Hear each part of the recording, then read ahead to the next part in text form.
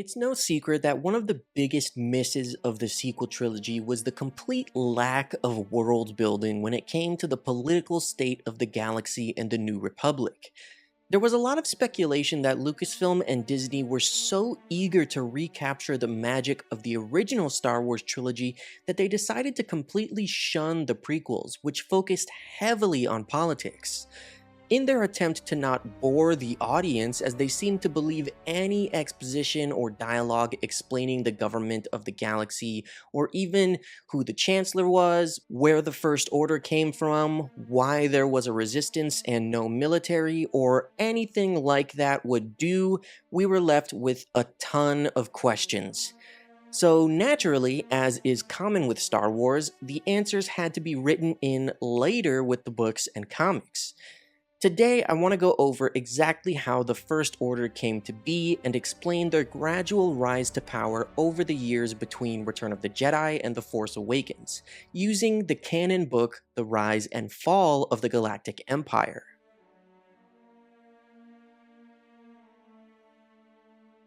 While the Empire may have been defeated and officially surrendered at the Battle of Jakku, Imperial ideology did not die there. A sizable number of the Empire's military were able to flee separately into the unknown regions to begin their rebuilding process. Thus, over the next several years, a new empire began to rise, calling themselves the First Order.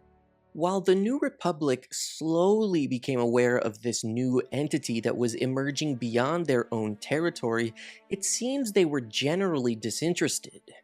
The Galactic Concordance that had ended the war with the Empire placed strict limitations on the military technology and production that ex-Imperial factions were permitted. The First Order continually broke these restrictions, yet the New Republic did nothing to stop them.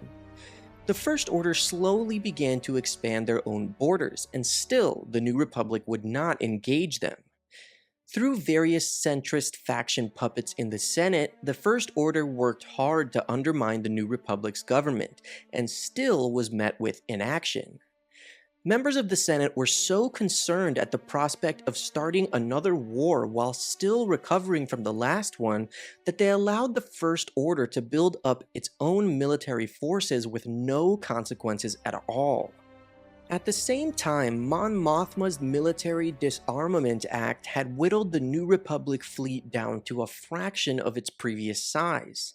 Many vessels had been broken down entirely, while more famous ships became historical museum pieces. The intended plan for this reduction in state firepower was that, in theory, individual systems and sectors would have their own defense forces, which could then form coalitions should a greater threat arise in the galaxy. The hope was that such an arrangement would encourage a feeling of communal defense. However, this plan ended up not working once the war with the First Order did begin, as many systems simply locked themselves down in an attempt to fend for themselves. As the First Order was growing, Chancellor Laniver Valichum resolutely refused to listen to General Leia Organa's warnings and accept that they were a real threat, even as the First Order continued to make their presence felt across the galaxy. The First Order seized control of worlds like Hayes Minor and forced the local population into the mines. Like the Empire before it, the First Order needed considerable resources to power its emerging military. They also began rounding up children as part of their expanded stormtrooper program.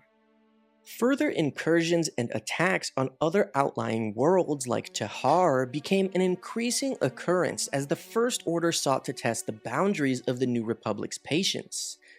The New Republic had believed that the First Order was nowhere near militarized enough to pose a serious threat.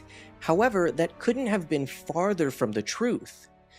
During that time, they were constructing Snoke's enormous flagship, the Supremacy, and continuing the conversion of Ilum into Starkiller Base. It is also important to note that various centrist worlds like Kuat and Orinda must have supplied either financial support or construction expertise. Each of those worlds, including others, broke from the New Republic when the First Order fully emerged. If the New Republic had a chance to regret not acting against the First Order, then it was only a brief one. The opening shot of the war was targeted from Starkiller Base directly at Hosnian Prime, and it destroyed the seat of government, almost the entire Senate, and much of the New Republic defense fleet. For all intents and purposes, the New Republic ceased to exist. So yeah, guys, like I said, I think that this is probably the biggest thing that the sequels were missing, just in terms of the story that they laid out for those three movies. If they were going that route, they needed to explain the political state of the galaxy. And I think when The Force Awakens came out, everyone loved The Force Awakens. Everyone said it was awesome. I think people were like, Star Wars is back. People had criticisms, sure, but it was like generally a positive time in the fandom. Like everyone loved it, everyone was happy. But my criticism of it was like, there's no exposition for what is happening. Like, why are we back to a rebellion versus empire type of story? They just say in the opening crawl that like the First Order rose up because Luke is gone and now Leia is leading a resistance.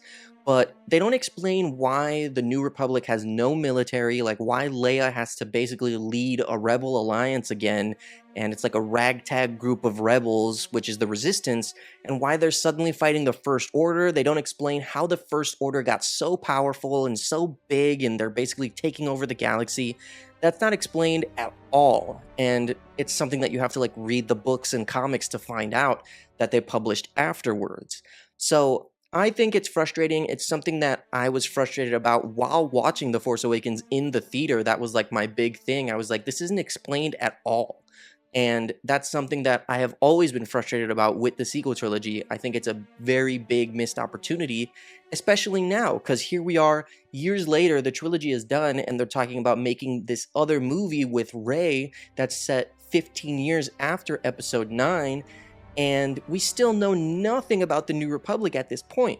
They're saying that the New Republic was destroyed in Episode 7, but they don't mention anything about the galaxy or the politics in Episodes 8 or 9. So we don't know if there's a Chancellor, we don't know if there's still a Senate, we don't know what's going on. Like, the Resistance defeated the final Order and the Sith Eternal and Palpatine in Episode 9, but they defeated it for who? Like, is there even a government in the galaxy right now, or what's going on? So that's what needs to be explained. Like, I genuinely hope in the next Star Wars movie that takes place in the timeline, the Rey movie or whatever, I hope it opens on Coruscant and we're like in the Senate and they let us know what's going on immediately, because that's a big pet peeve of mine. So that's why I wanted to make this video, because I was reading this book and it actually breaks down how the First Order rose to power. And I think that's very important information that the movies missed out on, and that's whack in my opinion. So thank you guys so much for watching this video, and as always, may the Force be with you.